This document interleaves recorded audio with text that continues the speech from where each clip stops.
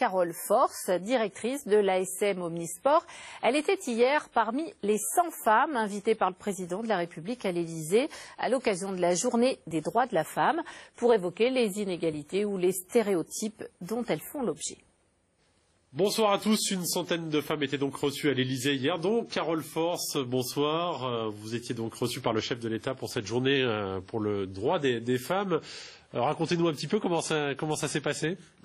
Écoutez, c'est vrai qu'être reçu à l'Élysée, donc dans ce lieu qui est quand même chargé d'histoire, qui est quand même mythique et qui reçu à la fois par le chef de l'État, par la ministre de la Santé, des Affaires sociales et du droit des femmes, en présence de la secrétaire d'État.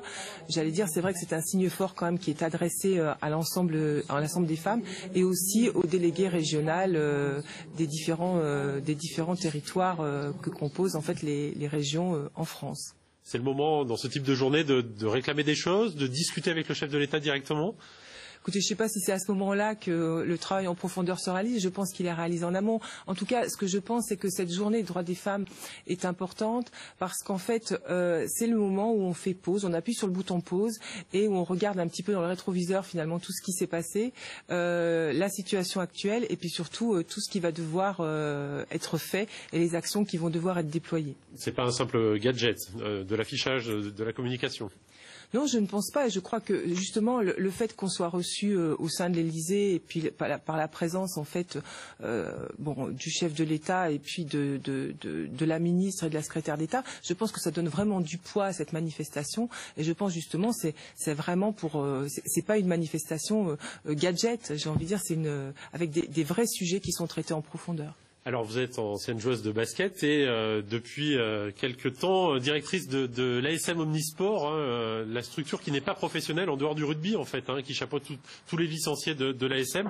On voit quelques images de cette section, c'est à peu près 5000 licenciés, c'est ça, 20 salariés, un poste à responsabilité plus difficile à assumer peut-être pour une femme dans le monde du sport. Écoutez, moi je l'ai pas ressenti comme ça. Je pense j'ai pris ces fonctions il y a bientôt 3 ans. Pour moi, c'est une suite en fait logique dans ma carrière professionnelle. Des gens m'ont fait confiance. Je tiens à remercier l'ancien président de l'ASM Jacques Champé ainsi que le président actuel Pascal Thibault de m'avoir fait confiance, de m'avoir permis d'exercer ces responsabilités, cette mission. Et dans l'exercice de cette fonction? Oui, tout à fait. Je pense que ça démontre aussi une grande ouverture d'esprit et aussi beaucoup de tolérance. Le monde du sport ne fait pas exception à la règle vis-à-vis des femmes. Je crois que après c'est surtout lié aux individus. C'est un problème aussi de culture.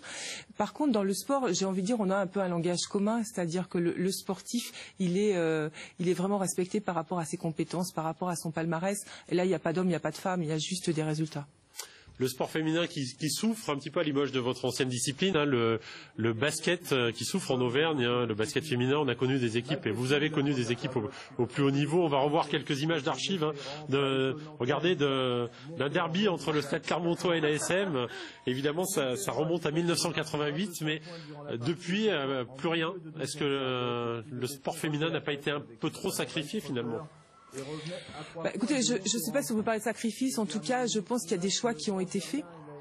Donc aujourd'hui, je pense que effectivement, il y a de la place pour du sport au féminin en Auvergne. Et je pense d'ailleurs que dans la cartographie, dans le paysage de la région, ça manque. Donc c'est vrai, certes, je pense qu'il y a des initiations qui sont faites, mais de manière un peu isolée. Et je pense qu'il serait intéressant d'avoir un vrai projet, une vraie réflexion globale, et que finalement chacun réfléchisse finalement à l'intérêt collectif et non pas à l'intérêt individuel. Parce que cette souffrance du sport féminin touche aussi d'autres disciplines. On pense au handball, au basket, on l'a dit, mais il y a également le volley féminin à Chamalières qui essaie de remonter une équipe. C'est compliqué, ça paraît plus compliqué que pour les garçons, peut-être pour réunir des budgets notamment.